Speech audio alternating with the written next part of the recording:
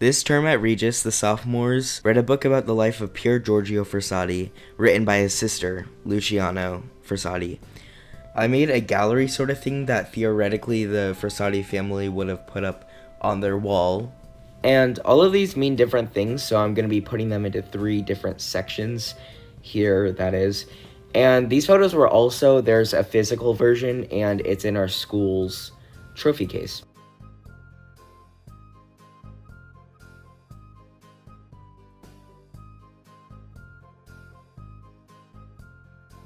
I'm going to go through these 3 groups. Here's the first one. This first photo is a photo of Pier splitting off from his family, following what God wanted him to do.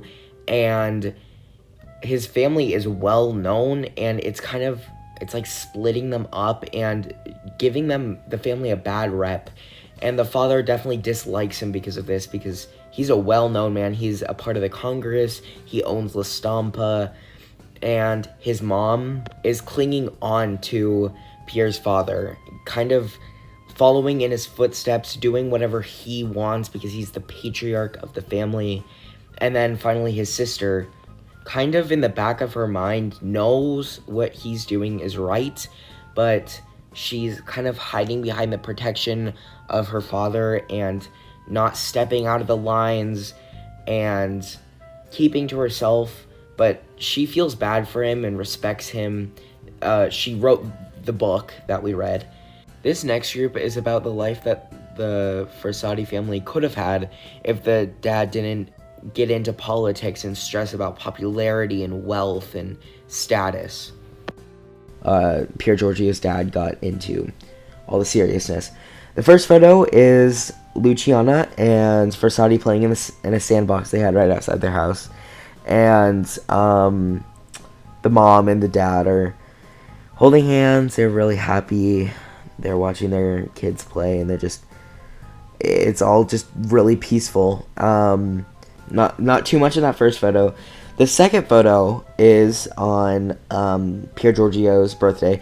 All of these photos, by the way, are not mentioned in this book. It's just my ideation, that is not a word. What I imagined the Frassati family would have been like before they switched to like politics and status and popularity and stuff.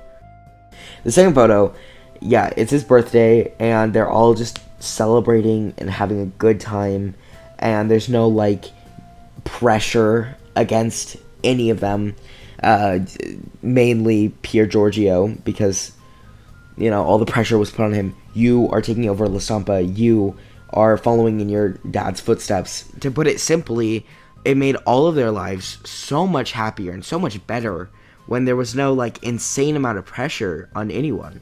The third photo is Mr. and Mrs. Frassati's marriage. This photo is about pure love, like the pure love they had for each other, and not marrying up into another family that is wealthier and has more status. Overall, in this section, this was all about how the family felt and how free they were and how joyous their life is without so much pressure the dad put on each one of them. Not to put all the blame on the father for the downfall of the family, the mother was very far from perfect as well. Next is the third and final group of the photos. This is kind of about status. So the first is Pier Giorgio, which has a missing photo from it, if you couldn't tell. I'll get into that in a minute when I've gone through all these.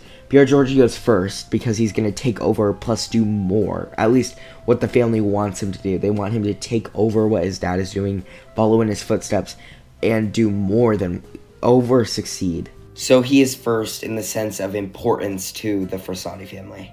And his dad is second because he's the patriarch of the family. He's wealthy. He's part of the Congress. He's part of, La Stampa. And then his mom.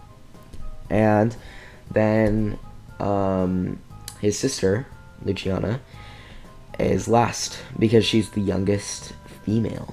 Okay, all the way back to the missing photo.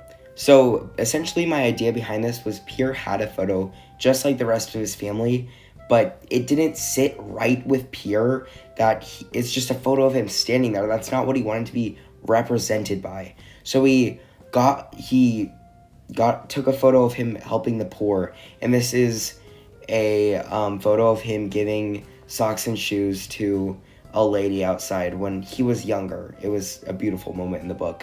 Blessed are the poor in spirit, for theirs is the kingdom of heaven. This is a physical representation of this quote from the Beatitudes. The photo itself is an actual moment in time. It was when a poor person came to the Frassati's house, and Pier gave the poor person his own shoes and socks. And it represents how just because a person is poor, it doesn't mean they aren't valued more or less than someone who's rich. It's about what's in their soul, and what's in their soul is what grants them the kingdom of heaven. That sums up the entire artwork. Thank you for watching the video. I had a ton of fun making the artwork and making this video. Yeah, and the book was genuinely super good. I genuinely suggest reading it. It's up on screen. Bye, thank you.